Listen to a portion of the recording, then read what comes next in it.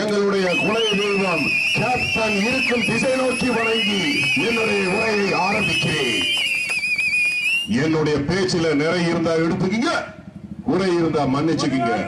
எப்படி எறும்பானது சர்க்கரையும் மணலையும் கலந்து வைத்தால் மணலை தவிர்த்து சர்க்கரையை உண்ணுகிறதோ, எப்படி அன்ன பறவையானது பாலையும் தண்ணீரையும் கலந்து வைத்தால் தண்ணீரை தவிர்த்து பாலை பருகுகிறதோ, எப்படி காந்தமானது இரும்பு தூளையும் மரத்தூளையும் கலந்து வைத்தால் மரத்தூளை தவிர்த்து இரும்பு தூளை கவருகிறதோ, அதுபோல என்னுடைய பேச்சில நிறை இருந்தா எடுத்துக்கீங்க, குறை இருந்தா மன்னிச்சுக்கீங்க. இந்த ஆர்ப்பாட்டம் கேப்டன் அவருடைய ஆசியுடன் எங்களுடைய தென்னகத்து ஜான்சி ராணி அந்நியார் அவருடைய ஆணைக்கு இணங்க இங்க திண்டுக்கல் மேற்கு மாவட்டத்தில் எரியோடுல மிக சிறப்பாக இந்த ஆர்ப்பாட்டத்தை ஏற்பாடு செய்து கொடுத்த எங்களுடைய கழக செயலாளர்கள் அண்ணன் சிவா அவர்களுக்கும் அண்ணன் மாதவன் அவர்களுக்கும் முதல் கண் என்னுடைய நன்றியை தெரிவித்துக் கொள்கிறேன். மேலும் இந்த ஆர்ப்பாட்டத்திற்கு வருகின்ற ஒன்றிய நகர பேரூர் கழக கிளைக்கழக வார்டு கழக மாவட்ட அணி நிர்வாகிகள் மற்றும் மாவட்ட சார்பணி நிர்வாகிகள் மற்றும் மாநில அணி நிர்வாகிகள் மற்றும் இவற்றுக்கெல்லாம் மேலாக எங்களுடைய கழக மகளிர் அணி நிர்வாகிகள் மற்றும் இப்பகுதியை சார்ந்த பொதுமக்கள், எங்களுடைய கூட்டணி கட்சியை சார்ந்த நண்பர்கள் என்ன பேசுறாங்க அப்படின்னு ஆங்காங்கே ஒட்டு கேட்டுக் கொண்டிருக்கும் தில்லு முள்ளு கருணாநிதி கட்சியை சார்ந்த நண்பர்களே, இவற்றுக்கெல்லாம் மேலாக காவல்துறைக்கு தனி மரியாதை ஏற்படுத்தி கொடுத்தவர் புரட்சி கலைஞர் கேப்டன் அவர்களுடைய காவல்துறைக்கு தனி மரியாதை ஏற்படுத்தி கொடுத்திய கேப்டன், அந்த காவல்துறையை சார்ந்த அதிகாரிகளே, பத்திரிகை நண்பர்களே, வியாபார பெருமக்களே, இந்த பகுதியை சார்ந்த பொதுமக்களே, உங்கள் அனைவருக்கும் என்னுடைய நன்றி. இன்றைக்கு 3 அத்தியாவசியமான விஷயங்களுக்காக இந்த ஆர்ப்பாட்டம். முதல்ல ரேஷன் பொருட்கள் சரிவர கிடைக்கல. உணவுத்துறை அமைச்சர் இந்த மாவட்டத்தை சார்ந்தவர் திரு ஆர் சக்கரபாணி அவர்கள் 1996 இருந்து இன்றைய வரைக்கும் கிட்டத்தட்ட 6 முறை சட்டமன்ற உறுப்பினராக இருந்தவர் இன்றைக்கு உணவுத்துறை அமைச்சர். 35,169 ரேஷன் கடை இருக்கு தமிழ்நாடு முழுவதும். இந்த ரேஷன் கடையில சரிவர பொருள் கிடைக்குதா அப்படின்னா இல்ல. இந்த மாசம் போனா அடுத்த மாசம் வாங்குறான். பருப்பு கேட்டா பருப்பு இல்லங்கிறான்.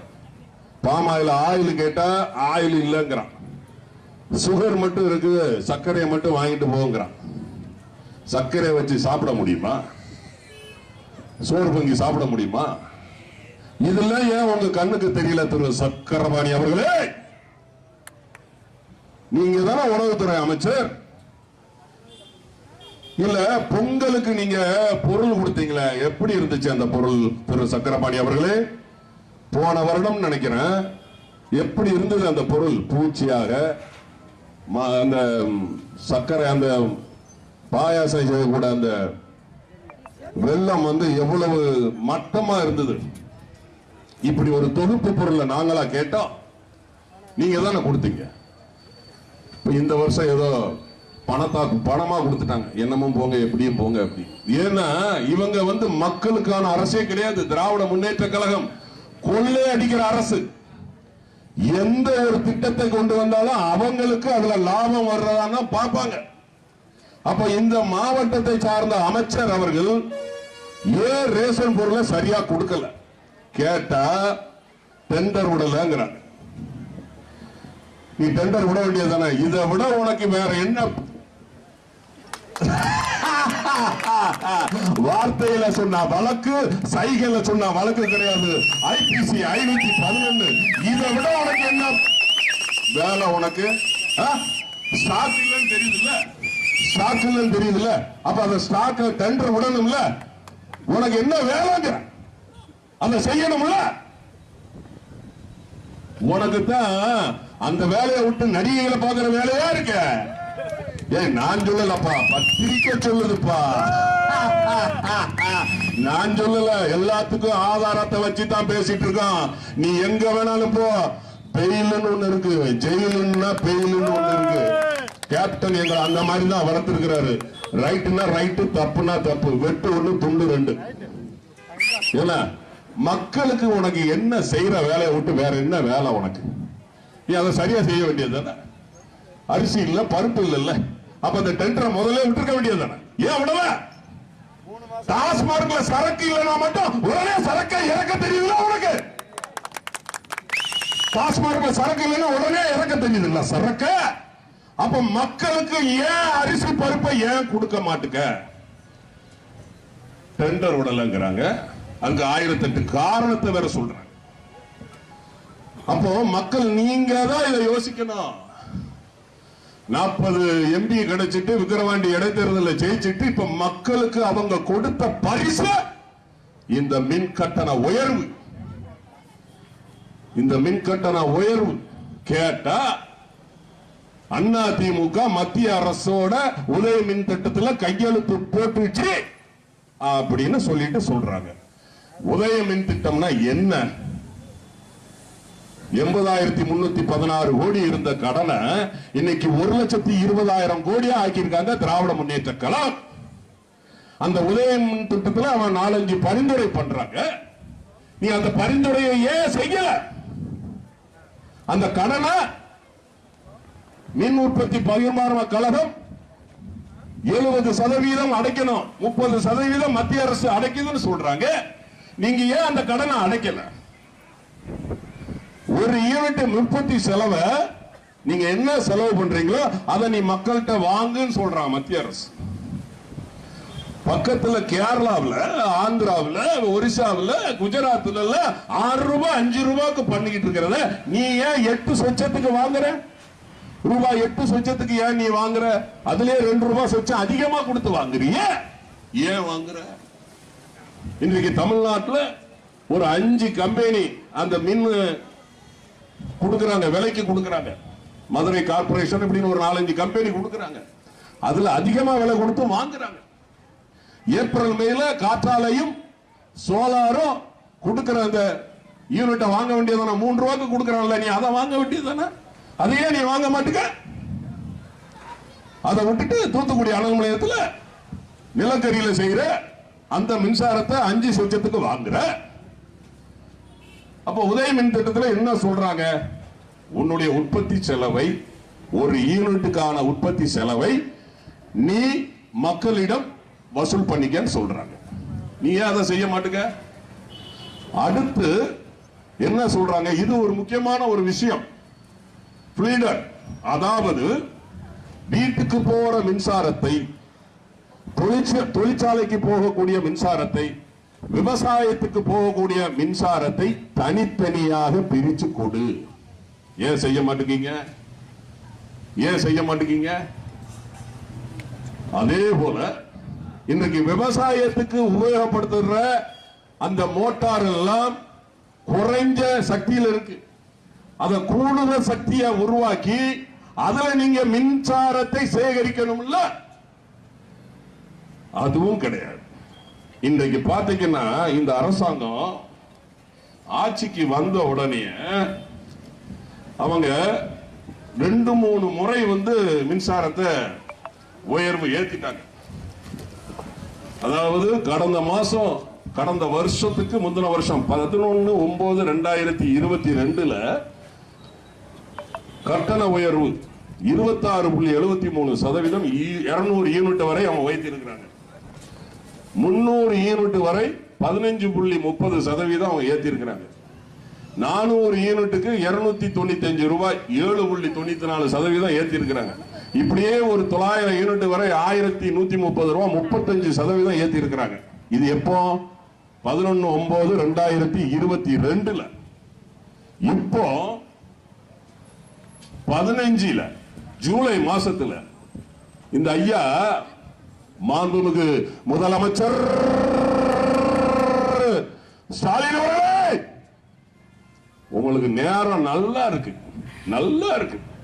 அந்த அம்மையாரும் எங்களுடைய கேப்டனும் இன்னைக்கு இருந்திருந்தா உங்களுக்கு அம்மையாரும் கேப்டனும் மட்டும் உயிரோடு இருந்திருந்தா நீங்க முதலமைச்சர் ஆயிருக்க முடியுமா? முடியாது.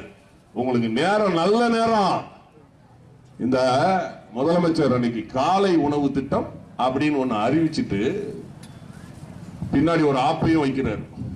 திரும்பவும் மின் கட்டண உயர்வு, மின்சார ஒழுங்குமுறை ஆணையம் அறிவிப்புன்னு சொல்லிட்டு என்ன கிட்டத்தட்ட யூனிட் 2 மாதங்கள் 0 to 400 பழைய கட்டணம் 4.60 ரூபாய், புதிய கட்டணம் 4.80, உயர்வு 20 பைசா. அதே போல 401 இருந்து 500 வரைக்கும் 30 பைசா உயர்ந்துச்சு. 501 இருந்து 600 வரைக்கும் 40 பைசா. 601 இருந்து 800 வரைக்கும் 45 பைசா. சொல்றது ஈஸியா இருக்கும் 30 பைசா 45 பைசான்னு. ஆனா பணம் கட்டும் போதுதான் தெரியும் அவன் எவ்வளவு சும்மா தோராயமா சொல்றான். வாங்குறது அநியாயமா வாங்குறான், அநியாயமா வாங்குறான்.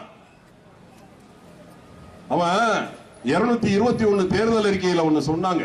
திராவிட முன்னேற்ற கழகம் எப்ப சொன்னாங்க தெரியுமா?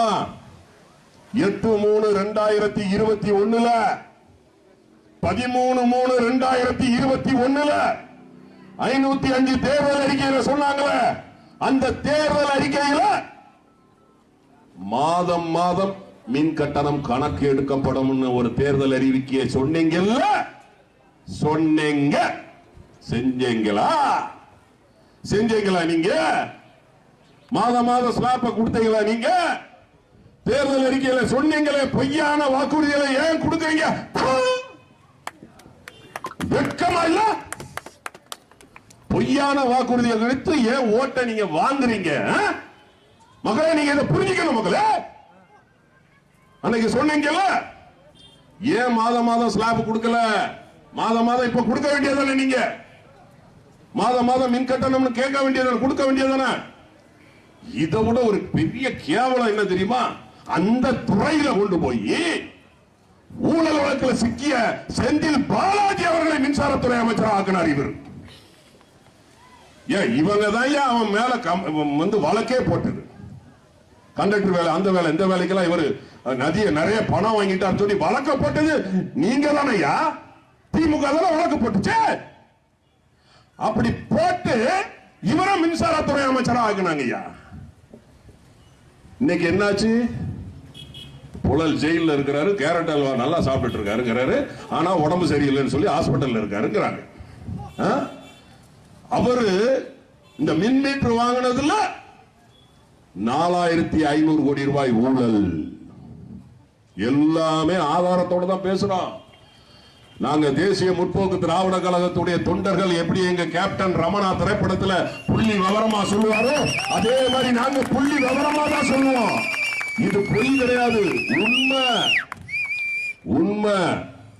ஊழலின் உச்ச கட்டத்தில் இருக்கிறாங்க திராவிட முன்னேற்ற கழகம். அப்ப அந்த செந்தில் பாலாஜி மின் மீட்டர்ல 4500 ரூபாய் ஊழல். அதுக்கப்புறம் உங்களுக்கே தெரியும் வாட்சி மேட்டர், நாங்க வாட்சி மேட்டர்ல தூக்கி உள்ள போட்டாங்க. இன்னைக்கு அவர் நேரம் சரியில்லை. ஒரு வாட்சினாலே அவருடைய வாழ்க்கை இன்னைக்கு போயிச்சப்பா. அதுக்கப்புறம் ஒருத்தர் வந்தாரு, மின்துறை அமைச்சர். ஜூலை 19ஆம் தேதி 2023 ரமணா புள்ளி விவரமா சொல்றேன். தங்கம் தென்னரசு அவர்கள் அன்றைக்கு தான் மின்துறை அமைச்சரா பதவி ஏற்றார். தங்கம் சொன்ன தங்கமான வாக்குறுதி என்ன தெரியுமா? தங்கம் சொன்ன தங்கமான வாக்குறுதி என்ன தெரியுமா? ஸ்மார்ட் மீட்டரை இப்போ நாங்க கனெக்ஷன் கொடுக்கிறோம். தமிழ்நாடு முழுதும் ஸ்மார்ட் மீட்டரை நாங்கள் கொடுத்து கூடிய விரைவில் மாதம் மாதம் மின் கட்டணம் கற்ற வழிவகை செய்வோம்னு சொன்னீங்களே, செஞ்சீங்களா? திரு தங்கம் தென்னரசு அவர்களே, இன்றைக்கு நான் கேட்கிறேன், எரிவோடுல இருந்து கேட்கிறேன், எப்படினாலும் இந்த செய்தி அவங்களுக்கு போகும். அண்ணன் சக்கரபாணி மூலமாக எப்படி தங்கம் தென்னரசு அவர்களுக்கு போகும். அப்போ மாசம் மாசம் மின் கட்டணம் சொல்றீங்களே, ஏன் இப்படி பொய்யான வாக்குறுதி எல்லாம் கொடுத்து மக்கள் தலையில ஏன் இப்படி பெரிய சுமையை நீங்க ஏத்துறீங்க? அவங்க பட்ஜெட் போட்டு குடும்பம் நடத்துறாங்களே, ஒரு 10,000 ரூபாய் வருமானம் வந்துச்சுன்னா இன்றைக்கு மின்சாரத்துக்கே 1,500 ரூபாய் 2,000 ரூபாய் கட்ட வேண்டி இருக்கு. அவங்க எப்படி குடும்பம் நடத்த முடியும்? அவங்க எப்படி குடும்பம் நடத்த முடியும்? வாடகை கொடுக்க முடியுமா? இல்ல ஒரு நோயின் வந்த ஆஸ்பத்திரிக்கு போக முடியுமா? இல்ல பள்ளிக்கூடத்துக்கு பசங்களுக்கு ஃபீஸ் கட்ட முடியுமா? ஏன் இப்படி சுமையை ஏத்துறீங்க கேட்டா இவனுங்க உடனே சொல்லிடுவானுங்க, கடந்த ஆட்சி அதிமுக ஆட்சியும் மத்திய அரசும் தான். இவனுக்கு கக்கூசு போகலன்னா கூட அவனதான் சொல்லுவானுங்க. மக்களை ஏமாத்துறாங்க. மக்களே உங்களெல்லாம் ஏமாத்துறாங்க. தயவு செய்து நீங்க புரிஞ்சுக்கீங்க. ஒரு அமைச்சரே பேசியிருக்காருல, 30,000 கோடி ரூபாய் ஊழல் பண்ணாங்க அப்படின்னு யாரு பேசினா? உங்கள்கிட்ட நிதி அமைச்சரா இருந்த திரு பிடிஆர் பழனிவேல் ராஜன் பேசினார்ல, அந்த ஆடியோ எல்லா பக்கமும் வந்தது. இன்றைக்கு உங்க பையனும் உங்க மருமனும் 30,000 கோடி ரூபாய் ஊழல் பண்ணாங்கன்னு வந்துச்சு. நான் சொல்லல, திரு பிடிஆர் பழனிவேல் ராஜன் சொன்னாரு. அவர் மேல நீங்க நடவடிக்கை எடுத்தீங்களா? அவர் மேல நீங்க நடவடிக்கை எடுத்தீங்களா? அப்போ ஏன் இப்படி பொய்யான வாக்குறுதிகள் நீங்க கொடுக்கிறீங்க? இதெல்லாம் நீங்க புரிஞ்சுக்கணும் மக்களே, புரிஞ்சுக்கணும். அடுத்து இந்த காவேரி நீர் இன்னைக்கு தமிழக விவசாயம் ரொம்ப மோசமா இருக்கு. காரணம் இவன் சொன்னா மும்முனை மின்சாரம் நாங்க அப்படியே கரெக்டா கொடுத்துட்டு கொடுக்கறாங்களா? கொடுக்கல. கரண்டும் ஒழுங்கா கொடுக்கிறது இல்ல, வீட்டுக்குள்ள கரண்டும் கொடுக்கிறது இல்ல, விவசாயத்துக்கு மின்சாரத்தையும் கொடுக்கிறது இல்ல. ஆனா விலையை மட்டும் ஏத்திட்டு போயிடுறானுங்க. இந்த காவேரியில மும்மனை விவசாயிகளுக்கு கொடுக்கறாங்களா? ஆனா கேட்டா மட்டும் அந்த ஒரு விளம்பரத்துக்கு 50,000 மின் இணைப்பு விவசாயிகளுக்கு இலவசம் கொடுத்தீங்களா? சும்மா ஒரு போட்டோவுக்கு ஒரு டிவிக்கும் போச கொடுத்துட்டு போயிடுவாரு. இப்ப இருக்கிற முதலமைச்சர் எங்களை மாதிரி நானாவது கேப்டனாவது சினிமாவில் மட்டும்தான் ஐயா நடிச்சோம். திரு ஸ்டாலின் அவர்கள் வாழ்க்கையிலேயே நடிச்சிட்டு இருக்கிறார். வாழ்க்கையிலேயே நடிச்சுக்கிட்டு இருக்காரு. மேக்கப்ப போட்டு விற்க வச்சுக்கிட்டு இருக்கு. 26ல உங்களுக்கு 26ல வச்சுக்கிறோம். என்ன அப்போ அந்த காவேரி நதி நீர் வராததற்கு யாரு காரணம்? இவங்க தான் காரணம். திரு மு கருணாநிதி அவர்கள் தான். கலர் டிவி கலைஞர். இறந்து போனவர்களை பத்தி நம்ம பேசக்கூடாது. இருந்தாலும் எங்களுடைய பாச பெயரை அழைத்து நாங்கள் அவரை அழைக்கின்றோம். கலர் டிவி கலைஞர் அவர்கள். அவர் ஆட்சிக்கு வந்த உடனே 1969 ஆட்சிக்கு வந்தார். அப்போ அந்த காவேரி எங்க இருந்து வருது அப்படின்னு கேட்டீங்கன்னா, குடகு மாவட்டத்தில் பிரம்மகிரிங்கிற ஒரு இடத்துல தலைக்காவேரிங்கிற ஒரு முக்கியமான இடத்துல இருந்து அந்த காவேரி அங்க இருந்து இங்க வருது. அப்போ மைசூர் மாகாணத்துக்கும் சென்னை மாகாணத்துக்கும் ஒரு ஒப்பந்தம் போட்டிருக்காங்க. 2 மாகாணமும் சேர்ந்து ஒரு ஒப்பந்தம் போடுறாங்க. அந்த ஒப்பந்தத்தை எப்ப போடுறாங்கன்னா 1924 இருந்து 1974 வரைக்கும் போடுறாங்க. 50 வருஷம் அந்த ஒப்பந்தத்தை போடுறாங்க. 74ல ஐயா கலர் டிவி கலைஞர் அவர்கள் முதலமைச்சரா இருக்கிறாங்க.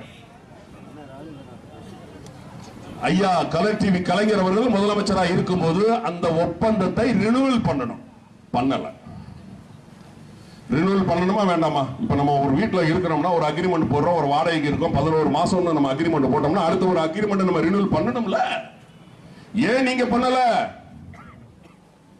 56ல அவன் ராணுவ பயிற்சி எடுத்தான். அதுக்கு இவர் சொல்லல. யாரு? இலங்கையில இருந்து வந்தவன் ராணுவ பயிற்சி எல்லாம் எடுத்தானுங்க கச்சத்தீவுல. அங்கேயும் அவங்க மறுப்பு தெரிவிக்கல. அது வர்ற கச்சத்தீவு அப்புறம் வர்ற இவங்க அந்த அக்ரிமெண்ட்டை ரினிவல் பண்ணல. அம்மையார் அவர்களுடைய முயற்சியினால், ஜெயலலிதா அம்மையார் அவர்களுடைய முயற்சியினால் காவேரி ஒழுங்காற்ற குழு அப்படின்னும் காவேரி ஆணையம் ஒன்றும் அப்போது அமைக்கப்பட்டது. 2013 அம்மையார் அவருடைய முயற்சினால் மத்திய அரசியல் நாளிதழில் அந்த கெசட்ல தமிழ்நாட்டுக்கு 419 டிஎம்சி தண்ணியை நீ கொடுக்கணும்னு அம்மையார் அவர்கள் ஊர்ஜிதப்படுத்தினாங்க. அம்மையார் அவர்கள் காவேரிக்காக மெரினா பீச்ல உண்ணாவிரதம் இருந்தாங்க. உங்களை மாதிரி பொய்யா போய் உண்ணாவிரதம் இருக்குல்ல. திரு கலர் டிவி கலைஞர் அவர்கள் 2008 2009 மே மாசம் போய் உட்கார்ந்தார இலங்கை தமிழர்களுக்காக. தலையில ஒண்ணு, கால் மாட்டுல ஒண்ணு, அந்த மாட்டுல ஒண்ணு, இந்த மாட்டுல ஒண்ணு. யார சொல்றேன்னு உங்களுக்கே புரிஞ்சிருக்கும். புரிஞ்சா புரிஞ்சுக்குங்க, புரியலன்னா விட்டுருங்க. காலையில 1.5 இட்லியை மிக்சியில போட்டு அடிச்சு சாப்பிட்டு வந்துட்டு இங்க உண்ணாவிரதம் உட்கார்ந்துக்கிட்டு, அப்புறமா இலங்கையில கனரக தாக்குதல் நின்னுச்சுன்னு இவருக்கு வந்துச்சா மெசேஜ், உடனே உண்ணாவிரதத்தை வாபஸ் வாங்கிட்டு போயிட்டு. அப்படி கிடையாது. அம்மையார் ஜெயலலிதா அவர்கள் காவேரி நதி நீருக்காக எத்தனை நாள் உண்ணாவிரதம் இருந்தாங்க உங்களுக்கே தெரியும். அப்போ அந்த காவேரி நதி நீரை ஏன் நீங்க சரியா நீங்க வாங்கி கொடுக்கல? நீங்க கூட்டணியில தானே இருந்தீங்க. காங்கிரஸோட கூட்டணியில் இருந்தீங்க, மத்தியில பிஜேபியோட கூட்டணியில் இருந்தீங்க. 16 வருடங்கள் நீங்க மத்தியில கூட்டணியில் இருந்தீங்க. சுமார் 30-31 வருஷம் மாநிலத்தை ஆட்சி செஞ்சிருக்கிறீங்க. திராவிட முன்னேற்ற கழகம் ஏன் காவேரி நதி நீரை சரியான முறையில் வாங்கி கொடுக்கல? அரசியல். இன்னைக்கு உங்க கூட்டணி கட்சி தான் அங்க இருக்கு, காங்கிரஸ் தான் அங்க இருக்கு. வாங்கி கொடுக்க வேண்டியதானே? உங்க கூட்டணி கட்சி தலைவர் பப்ளு திரு ராகுல் காந்தி அவர்கிட்ட சொல்லி கேட்டு வாங்கி கொடுக்க வேண்டியதுதானே? ஏன் எம்ஜிஆர் வாங்கி கொடுக்கலையா? திரு குண்டுராவ் அவர்களை சந்தித்து, அது கூட நான் படிச்சிருக்கிறேன், புத்தகத்தில் படிச்சிருக்கிறேன். திரு எம்ஜிஆர் அவர்கள் அங்க கர்நாடகாவில் அப்போதைய முதலமைச்சர் குண்டுராவ் வீட்டுக்கு போயிட்டு காலையில டிபன் சாப்பிட்டு தண்ணி குடிக்கலையா? இது புத்தகத்தில் படிச்சது. குண்டுராவ் அவர்கள், அண்ணா ஏன்னா தண்ணி குடிக்கலன்னு, நீ என் மாநிலத்துக்கு தண்ணி கூட நான் தண்ணியை குடிக்கிறேன். அவர் முதலமைச்சர். பெருந்தலைவர் கர்ம வீரர் காமராஜர் இருக்கும்போது அங்க நிஜலிங்கப்பால் ஒரு முதல்வர் இருந்தாரு. கர்ம வீரர் காமராஜர் அவர்கிட்ட கேட்டு தண்ணி வாங்கி கொடுத்தாரு. அவர் முதலமைச்சர். ஒரு தண்ணிய வாங்கி கொடுக்க வக்கு இல்ல, வழி இல்ல. கூட்டணி என்ன கூட்டணி உனக்கு? இதுல வேற காங்கிரஸ்ல இருக்கிற அந்த பெருந்தகை அவர்கள் சொல்றாரு. யாரு? செல்வ பெருந்தகை. இங்க தமிழ் மாநிலத்தில் காங்கிரஸ் தலைவரா இருக்கிறவர், இந்த காவேரி தண்ணிய மத்திய அரசு தான் வாங்கி கொடுக்கணும். உங்க கட்சி தானே இருக்கு, நீ சொல்லி வாங்கி கூடா. ஏன் அரசியல் பண்றீங்க? ஒவ்வொரு கட்சியும் அரசியல் பண்ணுது. எல்லா விஷயத்திலும் அரசியல் பண்ணாமல் மக்களுக்காக வாழ்ந்த தலைவர்கள், பெருந்தலைவர் காமராஜர், புரட்சி தலைவர் எம்ஜிஆர், புரட்சி கலைஞர், கேப்டன், மக்களுக்காக வாழ்ந்த தலைவர்கள். அப்போ காவேரி தண்ணியை சரியான முறையில் ஏன் நீங்க உங்களால வாங்கி கொடுக்க முடியல? இன்னைக்கு நாடகம் பேசுறீங்க. ஒவ்வொருத்தரும் மத்திய அரசையும் ஆண்ட அதிமுகவை ஏன் குறை சொல்லிட்டு இருக்கிறீங்க? இதெல்லாம் மக்கள் நீங்க புரிஞ்சுக்கணும். இன்னைக்கு இந்த தமிழ்நாடு கேவலம் டாஸ்மார்க்ல வர்ற வருமானத்தை வச்சு ஓடிக்கிட்டு இருக்கு. இவர் எதிர்கட்சி தலைவரா இருக்கும்போது ஒரு பேச்சு பேசுவாரு, ஆளுங்கட்சி தலைவரா ஆனதுக்கு அப்புறம் ஒரு பேச்சு பேசுவாரு திரு மு க ஸ்டாலின் அவர்கள். உங்களுக்கே தெரியும், மின்சார உயர்வு அதிமுக ஒரு தடவை அறிவிச்ச உடனே மின்சாரம்னு சொன்னவன சாக்கடிக்குது அப்படின்னு. அதே மாதிரி டாஸ்மார்க்க மூடு. இந்த கவர்மெண்ட் கேவலம் டாஸ்மார்க்ல அச்சீவ் பண்றானுங்க, டார்கெட் பண்றாங்க. தீபாவளி வந்தா 400 கோடி, பொங்கல் வந்தா 500 கோடி. தாய்மார்களுடைய தாலியா இருக்கிறானுங்க. டாஸ்மார்க் வருமானத்தில் இந்த அரசாங்கம் நடந்துகிட்டு இருக்கு. குடிக்க சொல்றது அவன் தான், விற்க சொல்றது அவன் தான், 10,000 ரூபாய் ஃபைன் கட்டுறது சொல்றது அவன் தான். நான் நேரடியாக உன்னை பார்த்தேன். நான் தண்ணி அடிக்க மாட்டேன். அதாவது சென்னையில் நான் என் நண்பர்களோட போயிருந்தேன். அப்போ டாஸ்மார்க்ல ஒருத்தர் வந்து தண்ணி அடிக்காரு, பாவம். அவர் வந்து ஒரு பிளம்பர்னு வைங்களேன், காக்கி சட்டை போட்டு அழுக்கா ட்ரெஸ்ஸை போட்டு வந்து தண்ணியை போட்டு அங்கேயே வந்து வாங்கி டக்கு டக்குன்னு அடிச்சுட்டு ஒரு டிவிஎஸ் 50 அதில் ஏறிட்டாரு. TN02 AW 3928 வண்டி நம்பர் வரைக்கும் சொல்றேன், போலீஸ் வேணா தேடி எடுத்துக்க. அந்த டிவிஎஸ் 50ல ஏறி போறாரு. நான் வந்து பார்க்குறேன், மஃப்டியில் ஒரு போலீஸ்காரர் வந்து செல்போன்ல, ஆனா இந்த TN02 AW 3928 டிவிஎஸ் 50ல ஒருத்தர் தண்ணி அடிச்சுட்டு வரான. சரி, என்னதான் பண்றாங்கன்னு பார்ப்போம். நானும் இந்த வண்டி எடுத்துட்டு பின்னாடியே போறேன். இதெல்லாம் தெரிஞ்சுக்கணும். பாமாயில் 25 ரூபா, சுகர் 25 ரூபா. எங்க அண்ணன் சொன்னார் பாருங்க, அவருக்கு தெரியல. ரேஷன் கடைக்கெல்லாம் போகணும், நான் போவேன், ரேஷன் கடைக்கு போவேன், இந்த பஸ்ல ஏறி அங்க போவேன். எல்லாம் எப்படி இருக்குன்னு தெரிஞ்சுக்கணும். நம்ம ஒரு அரசியல் இருக்கோம்னா தெரிஞ்சுக்கணும். அப்போ நான் பின்னாடியே போறேன். அங்க அப்படி நிக்கிறார் ஒருத்தர் போலீஸ்காரர், ஒரு 3 அடிக்கு வயிறு அப்படி வச்சு, நிப்பாட்டு, வாய ஊது, நீ தண்ணி அடிச்சிருக்க, 10,000 ரூபாய் ஃபைனை கட்டு. விற்க சொல்றது இவன் தான், குடிக்க சொல்றது இவன் தான், ஃபைனை கட்ட சொல்றது இவன் தான். டாஸ்மார்க் நிறுத்த மூடு டாஸ்மார்க். ஏன் டாஸ்மார்க் வச்சு நீங்க அரசாங்கத்தை நடத்துற? 1000 வழி இருக்கு அவனுக்கு. இதுக்கு முன்னாடி நடந்துச்சா? எப்ப வந்தது இந்த டாஸ்மார்க்? 1972 இந்த கலர் டிவி கலைஞர் அவர்கள் முதலமைச்சராக இருக்கும் போதுதான் முதல்ல கள்ளுக்கடையும் சாராய கடையும் வந்துச்சு. 67 உங்க தலைவர் அண்ணாதுரை இருக்கும் போது கூட சாராய கடை வரல. அதுக்கு முன்னாடி பெருந்தலைவர் காமராஜர் இருக்கும் போது வரல. பக்தவச்சலம் இருக்கும் போது வரல. குமாரசாமி ராஜா இருக்கும் போது வரல. ஓமந்தூரார் செட்டியார் இருக்கும் போது வரல. நீதான சாராயத்தை அது எப்படி சொல்றாரு தெரியுமா கலர் டிவி கலைஞர் அவர்கள்? அதாவது அதுக்கு ஒரு அவர் தான் பேச்சுல கில்லாடியாச்சு. 1970 கோயம்புத்தூர்ல ஒரு கூட்டம் நடக்கு. அந்த கூட்டத்தில் சொல்றாரு, சுற்றி எரியும் நெருப்பு வளையத்திற்கு மத்தியிலே, சுற்றி வளையும் நெருப்பு வளையத்துக்கு மத்தியிலே எரியப்படாத கற்பூரமாக இந்த தமிழ்நாடு இருக்கின்றது. எப்படி? சுற்றி எரியும் நெருப்பு வளையத்திற்கு மத்தியில் எரியப்படாத கற்பூரமாக இந்த தமிழ்நாடு இருக்குதுன்னு சொல்லி அப்போது இருக்கிற மத்திய அரசுக்கு நெருக்கடி கொடுக்கிறார். எல்லா இடத்துலயும் சாராய கடை இருக்கு, தமிழ்நாட்டில் சாராய கடை இல்ல, இல்லைன்னா எங்களுக்கு அதிகமா நிதி கொடு அப்படின்னு கேட்கிறாரு. அவங்க என்ன பண்றாங்க, எண்ணத்தையும் தொலைஞ்சு போ அப்படின்னு. இவர் 72 முதலாக தமிழ்நாட்டை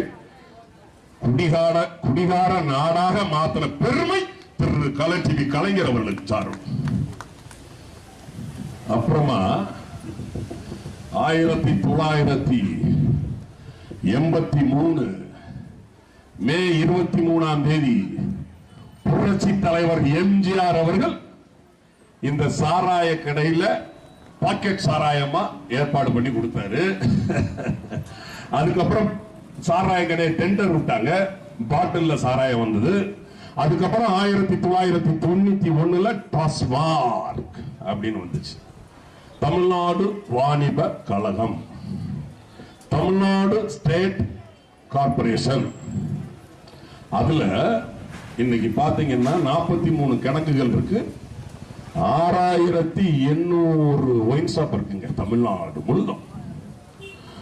36,000 பேர் வேலை பார்க்கறாங்க இந்த ஒயின் ஷாப்ல மட்டும். பாட்டில் எத்தனை வகை இருக்கு தெரியுமா? டாஸ்மார்க்ல எத்தனை வகை பாட்டில் இருக்கு தெரியுமா?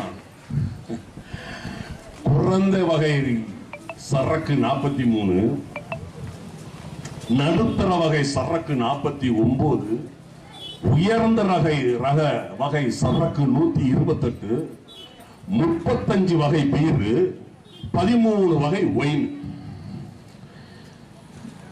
இதெல்லாம் டாஸ்மார்க்ல இருக்கு. இதுல கொஞ்சம் குறைஞ்சாலும் ஏன் குறையுதும்பா. எக்மோர்ல இதோட சென்னை எக்மோர்ல இதோட ஹெட் ஆபீஸ் இருக்கு. இதுல ஒரு பெரிய தமிழ்நாடு முழுவதும் ஒரு மண்டல மேலாளர் இருக்காரு. இது 5 பிரிவா பிரிக்கிறாங்க.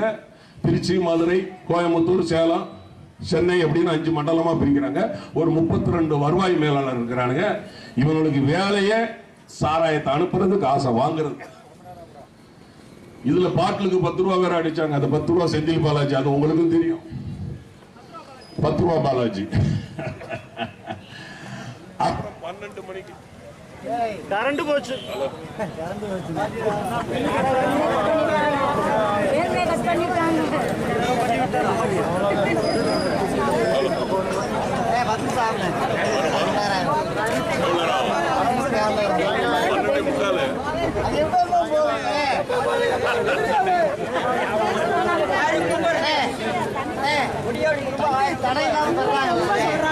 சரக்கு தடை இல்லாம வருது. அது ஓசில கிடைச்சா பரவாயில்ல. மாசம் 1000 ரூபாய் மகளிருக்கு கொடுத்துட்டு அங்க 6000 ரூபாய் பிடிக்கிட்டு அடுத்த மேட்டருக்கு அது வரேன். மாசம் அதையும் பாருங்க, தகுதி வாய்ந்த பெண்களுக்கு 1000 ரூபாய். நீ எப்படி எங்க பெண்களை, தகுதி வாய்ந்த பெண்களை நீ எப்படி நிர்ணயம் பண்றது? அரசு எப்படி நிர்ணயம் பண்றது? நீ அன்னைக்கு தேர்தல் வாக்குறுதியில் என்ன சொன்ன? அனைத்து மகளிருக்கும் 1000 ரூபான்னு சொன்ன. இப்ப என்ன, நீ இப்ப எவ்வளவு கொடுக்குற? நீ 1 கோடியே சம்திங் தான் நீ கொடுக்குற. இன்னைக்கு 2 கோடியே 15 லட்சம் ரேஷன் கார்டு. 2 கோடியே 15 லட்சம் ரேஷன் கார்டு.